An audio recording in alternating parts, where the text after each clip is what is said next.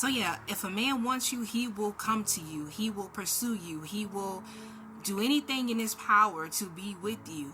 There's nothing that's going to stand in the way of him being with you or pursuing you. You're not going to have to chase him down. You're not going to have to wait for his phone calls. You won't have to text him. You won't have to manipulate any situation because he wants to be with you. He don't want nobody else. He wants to be with you. And that's how you'll know that a man really wants to be with you and only you. There'll be no excuses. My husband told me, he said that I am a husband, I'm not a boyfriend. My husband said he's in love with my past, my present, and my future. My husband make an effort every day to show me just how much he loves me and how much he cares about me, y'all. And I'm telling you, ladies, this is real.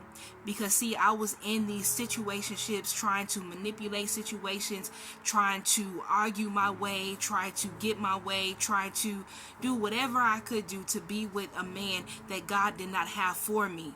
And let me tell you this, I put story time on one of my posts about pretty much basically what a man would do if he wants to be with you. He's going to come find you. He's going to pursue you. And he's only going to have eyes for you. Okay? So, this particular young man, I had really liked him. I had already been through the situationships. I had been through a bad relationship. I realized, too, that what I was doing was I was getting into relationships with men who I knew were codependent. You know, now what I will say is this, that we all need each other. We're all interdependent on each other.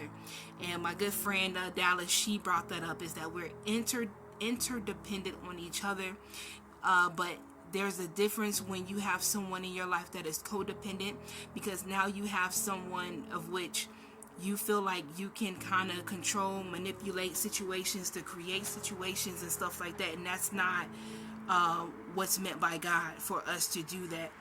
Whatever God has for you, it will happen naturally. It will flow naturally. That man will be concerned about you. He's going to check on you. He's going to be there for you. And again, you're going to be the only person that he has eyes for in this sense, right? This particular young man, I really liked him. We started doing business together. I found myself going over and above, trying to appease him and doing all these things for him.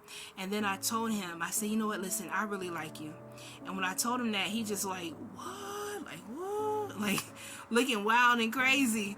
And I'm like, yeah, I like you. But see, I have some wonderful accountability partners in my life, my girls, and I would talk to them about this situation, and they would tell me, like, Christina, no, stop doing business for him, stop helping him, because they seen some of my old patterns that I had with someone else kind of creeping into what I started doing for this individual. And they were like, no, this is not it. And then that's pretty much how I met the person that I talk about, the Jamaican server, in chapter 11 of my book, Suppressed Wounds, Redemption, and Recovery. So yeah, I talk about him in chapter 11. I don't talk about that particular guy, the other one in my book, but I do talk about the Jamaican server and how my friends wanted me to get over the other person because he didn't show any interest. And I even tried to set up a time for us to meet and talk about how I felt about him, and hopefully learning if he felt the same way about me. Like, I'm a big girl, you know, you could tell me, like, if you didn't like me or not, like, I'll be good. But I was just so adamant about me liking him so much. And it's like, but what do you really even know about him? You don't know nothing about him. And I had to do that reality. Like Pastor Smith would say, you know, had to do a checkup from the neck up to see, like, what is it that I really do like about him? You know, could it be trauma bonding? Because we have some things in common that happened to us in our childhood. Was it some? I don't know. But that wasn't it. And I knew that he wasn't my husband, but I liked him. However, I did tell him, I said, you know what, listen, I really like you, so therefore I cannot do business with you. And that's because I know me. And when I liked the guy, I would go above and beyond, and I would do all these things to try to help this individual. And then what? Then I'll get the crap end of the stick because I've poured so much of myself into it, even with other guys. There was a guy who came to me 2 weeks before I got married. 2 weeks, y'all, before I got married, to tell me that he wanted to be with me and he thought that we were really good together. And I said, no, we weren't. Now, the old me would have been like, oh, really? Because I think with him, I was mainly just attracted to him sexually. You know, he had that whole thug appeal that, you know, just like, I done gave my life to Christ, but, you know, I used to be a dope boy, you know, the swag and stuff like that. Like, I was extremely attracted to that. My flesh was extremely attracted to that. But that's not what I needed, and that's not who I needed. And him coming to me 2 weeks before I got married, like, bruh, that's not cool either. And I knew that he probably knew that I was getting married because we have mutual people in our lives.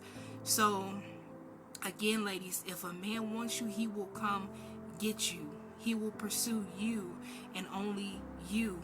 And when you know, you'll know that this is the one and that this is it, because you'll have peace, you'll have clarity, and you'll just know everything is going to flow. So just be patient. Wait.